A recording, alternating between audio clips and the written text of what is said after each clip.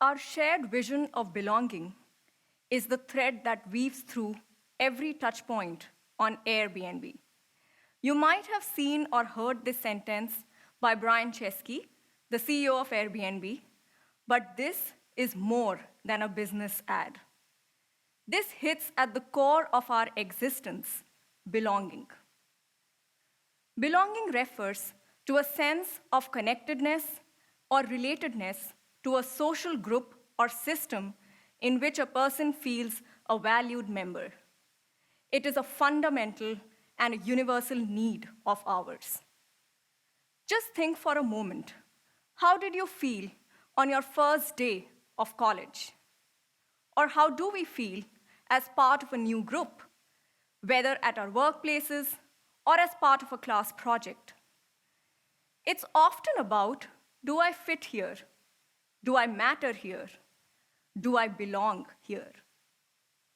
In fact, in educational settings, sense of belonging has been shown to affect a person's well-being, self-efficacy, academic achievement, as well as engagement. In one of my studies, I look at sense of belonging to university and among undergraduate and graduate students during the COVID-19 pandemic in a large Midwestern university. And I find that when students felt more supported in their courses, they also reported a higher sense of belonging to the university. Not only this, sense of belonging was a significant player in determining the strength between course support and students' well-being as well as self-efficacy. Now, this brings up two crucial points. One, the close link between sense of belonging and other socio-emotional attributes like self-efficacy and well-being. And number two, the need to understand complex mechanisms through which sense of belonging connects with other socio-emotional attributes and using that knowledge to create impactful and targeted interventions.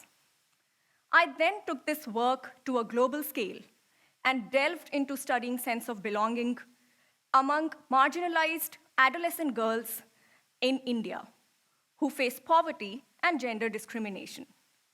This work took place in special government schools designed to provide quality education to historically minoritized girls. On one hand, I found that the global gender empowerment agenda trickled down to their households and even to the girls through various government policies and schooling systems in form of incentives like scholarships, awareness campaigns, etc., and really emphasized girl education and empowerment as priorities. These factors constituted strong signals that increased their sense of belonging to schooling settings. While on the other hand, girls continued to face oppression as a direct consequence of patriarchy.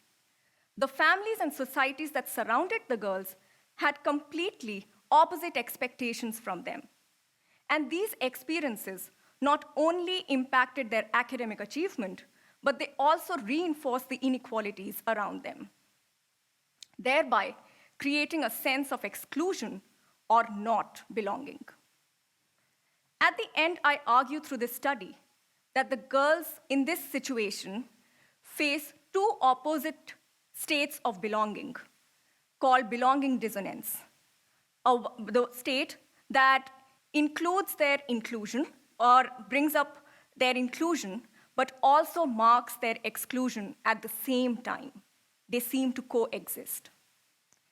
Now, this is important to study because just going to school or colleges or workplaces is not enough. It is extremely critical for individuals to have meaningful experiences, for them to be successful in each of these spaces and ultimately in life. Understanding belonging is complex.